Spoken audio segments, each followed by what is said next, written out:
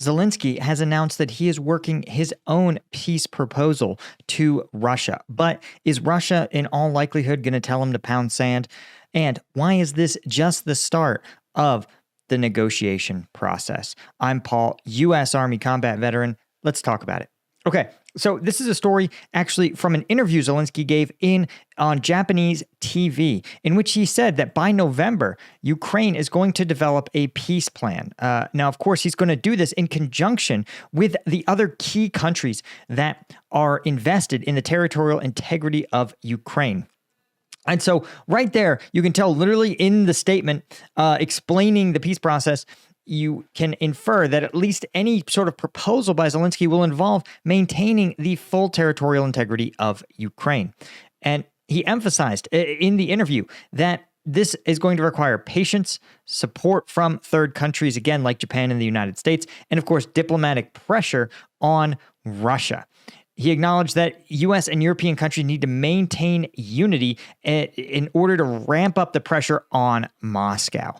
And this is the core part of it. Zelensky also, of course, stressed that he couldn't agree to any kind of ceasefire while Russia continues to occupy Ukrainian territory, and that the discussions right now are focused on joint discussions with third-party countries, code for likely the United States and Europe, Ukraine's chief supporters, and again, emphasizing Ukraine's territorial integrity. Interestingly, though, while China was absent from the peace summit held in Switzerland in June, China did, however, meet with the Ukrainian foreign minister, where they also discussed at least acknowledging the importance of a peace and peace process. The other key actor that got briefed on this proposed peace plan was actually presidential candidate Donald Trump. And Zelensky understands better than anybody that he needs to go hard in the paint to persuade Trump, whose own party and voter base is much more skeptical to Ukraine's support, right? The Democratic voter base, in contrast, very supportive of continued aid to Ukraine, again, supporting the independence of Ukraine against Russian aggression. But here's the thing.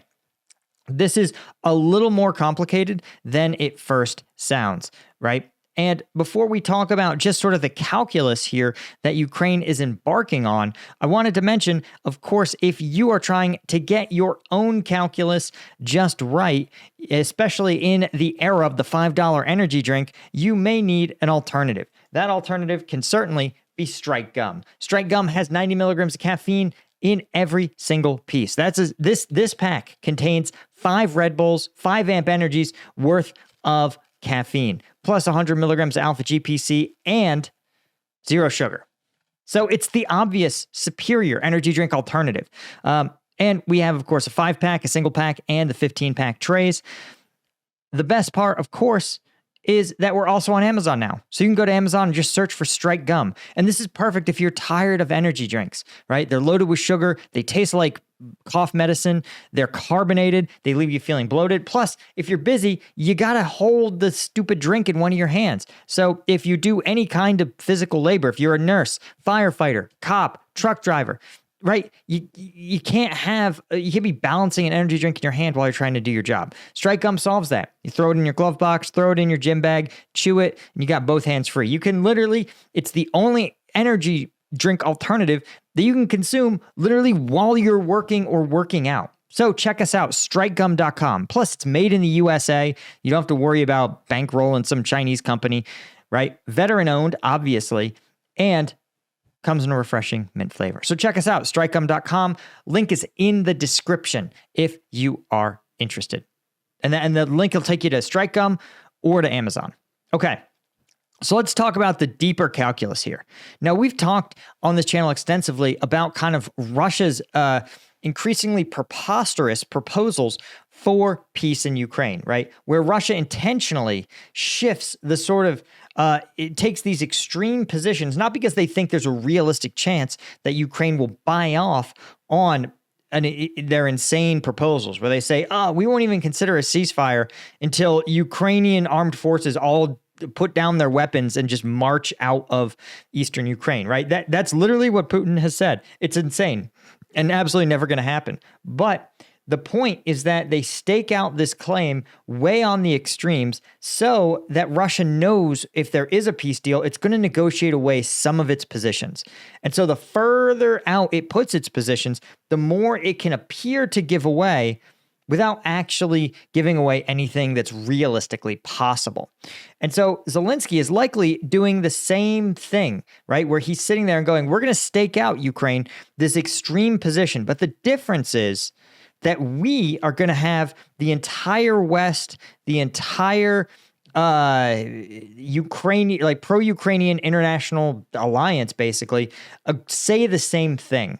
And so they are going to have a much smaller amount, likely, that they're going to have to come in, right? Fewer concessions will have to be given up because Zelensky said, we're trying to anchor this position with the might of the United States, Japan, Western Europe, and all of our allies, right? Whereas Russia is just Putin's opinion. And so I think, too, when he talks about territorial integrity, more and more authoritative voices in this conflict have said, listen, Ukraine may not be able to retain its total territorial integrity. It hasn't had its country intact for 10 years at this point, right? Since Crimea was annexed 10 years ago, illegally by Russia. And so I'll be curious to see what this position, what this peace proposal actually is, and how close it maps to the likely reality that Ukraine is going to face. But the fact is that Zelensky has emphasized that territorial integrity of Ukraine comes first and is a non-negotiable. To me, says that this is the plan, that he is going to stake out his own position. And as he said in this article, he's like, listen, if you want a ceasefire, Russia's got to pack up its own army and march out of Ukrainian territory. And so both sides are right now very far apart, but they are at least to a point where they say, listen, both of us are getting closer and closer to the point where they say, listen, we actually do need to talk. We actually need to start negotiating. And the problem is, well, there's several, but the number one problem you can see on the battlefield, right? And it's this.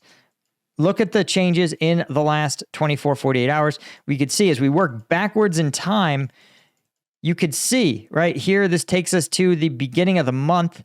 Here's June 30th. And just watch, you can see Russian forces making very creeping but steady advances in Donetsk. And this is a huge problem for Ukraine and a huge boon for Putin, right? Because Putin, why after 2 years of war, you can see that Putin has been on the backfield by and large for huge portions of the conflict, right? 2022, they were driven out of Kiev.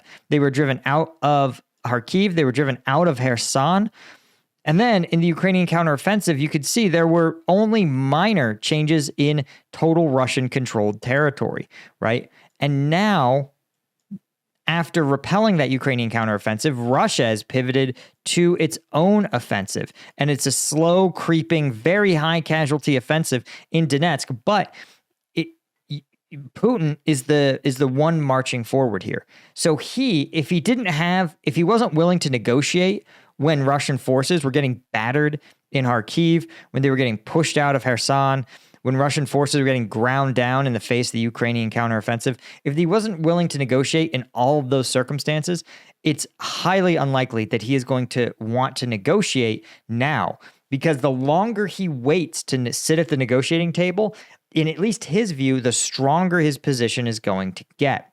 And this is the core problem that both sides are facing, is that while both sides ostensibly want peace, they want peace on their terms. And the only way to get that is to squeeze your opponent more and more.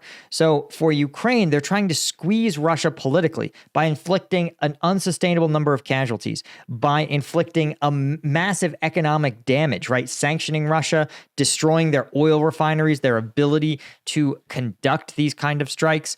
And we've seen even in the last couple of days, we've seen Ukraine conduct continued strikes against oil refineries and Russian military airfields.